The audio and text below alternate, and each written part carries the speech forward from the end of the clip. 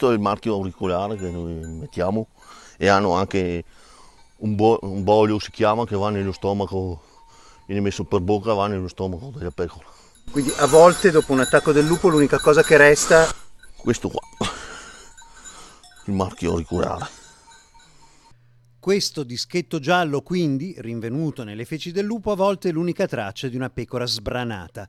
L'emergenza predazioni tra le 70 malghe dell'altopiano la si può comprendere anche da questi particolari e gli allevatori sono uniti nel dire che le reti fornite dalla regione contro il predatore servono a poco o a nulla, anzi. Queste sono le reti fornite dalla regione Veneto negli ultimi 2 anni. Queste sono le reti per le pecore, 1,20 m di altezza, fornite come presidio antilupo. In realtà sono semplici reti di contenimento bestiame che più di una volta si sono trasformate in realtà in una trappola mortale, perché chiaramente tenendo radunato il bestiame ma non essendo in grado di proteggerlo, il lupo fa sì che le pecore sfondino, si trova l'intero gregge a disposizione e quindi più di qualche volta è stato in realtà più un fattore di rischio che un fattore di protezione.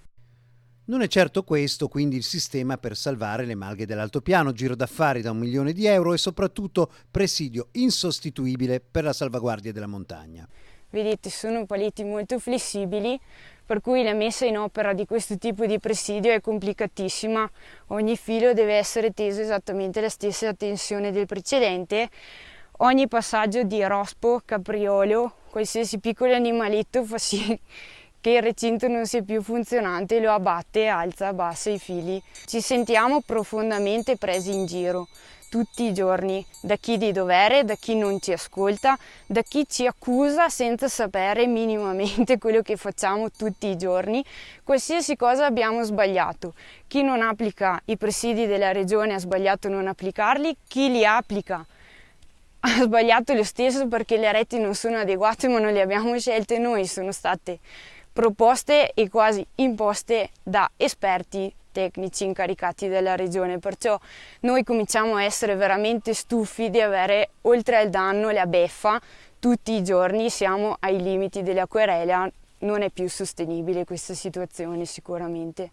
Isabella, come Denis, come altri allevatori, possono contare su poche certezze. Denis ci racconta del veterinario Orlando Frison, del sindaco di Enago che gli ha dato una mano, dell'aiuto del CAI di Asiago per portare via le pecore uccise. Le istituzioni per loro finiscono qui.